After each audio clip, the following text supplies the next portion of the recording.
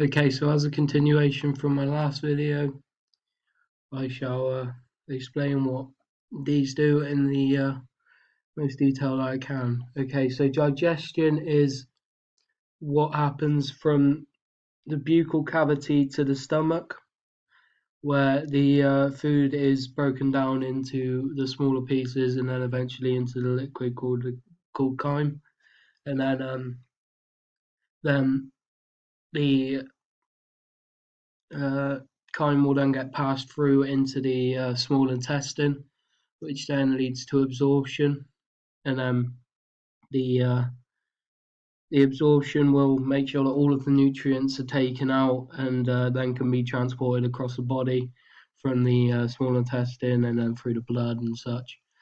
And then the excretion will be what happens from the large intestine to the anus, and this will be the the release of the feces from the body. So then the process can begin again with the digestion, the absorption, and the excretion.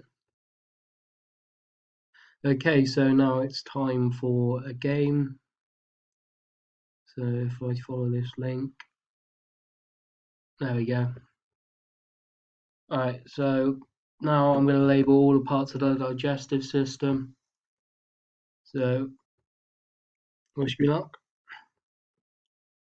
So the gallbladder is this small bit here, and that's where all the bile is stored. The rectum is this little part here, and that's just before the anus where the feces gets taken out. The esophagus is where the peristalsis happens. The small intestine, where all of the absorption happens of all of the little nutrients, and then the mouth, also known as buccal cavity, is where the digestion starts with the breakdown of food.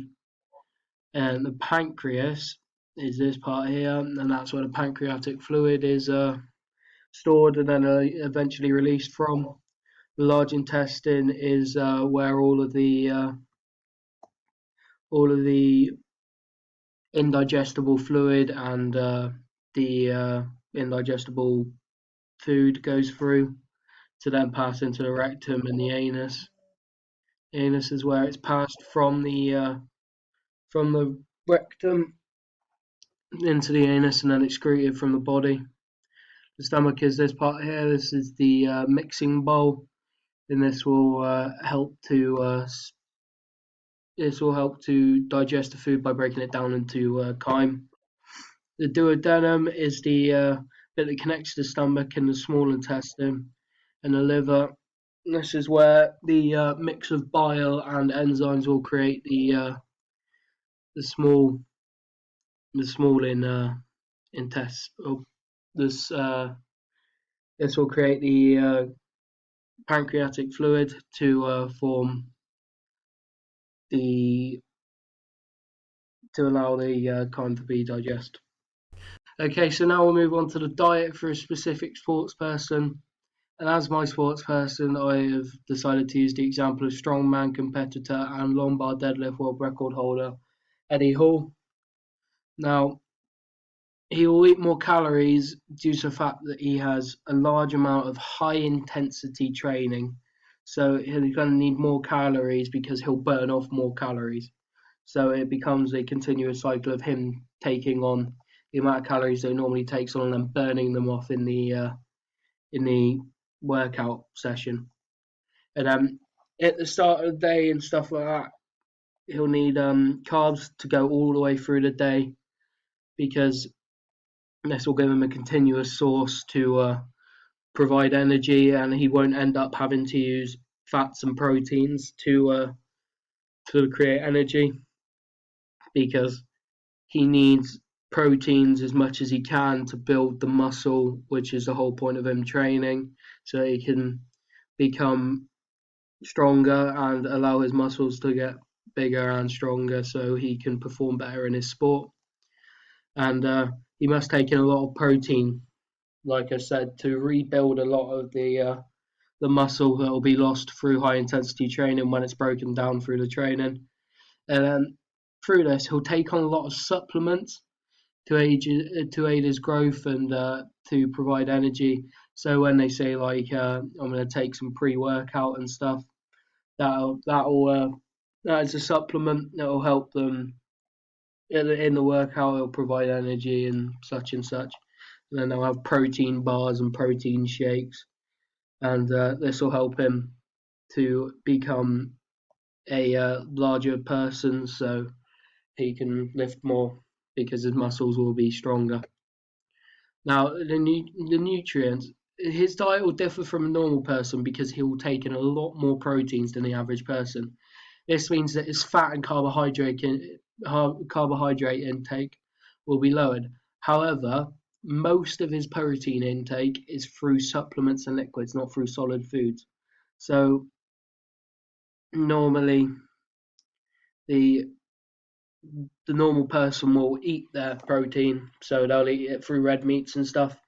Well, what he could use is he could use stuff like almond milk, and he could use supplements such as like protein shakes and stuff like that to help him.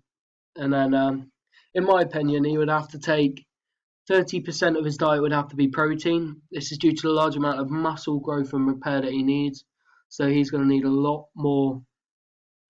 He's going to need a lot more protein so that he can get more muscle, and then eventually he'll become stronger as his muscle grows. He'll be need 40% carbohydrates. This is so that he can have the energy throughout the whole day of his training.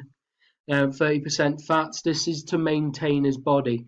So the fats, as I said, have 8 different processes. The building of cells is vitally important to your body. The regulation of your temperature is vitally important. The protection of vital organs, that's vitally important, very, very important. Then, due to this large amount of food and supplement intake, he will intake a lot more like vitamins, minerals, and fiber, because he'll be intaking a lot more than an average person. So he will just naturally intake, because of the food and drinks that he eats. This will intake more minerals than the average person who eats the amount that they're guideline to.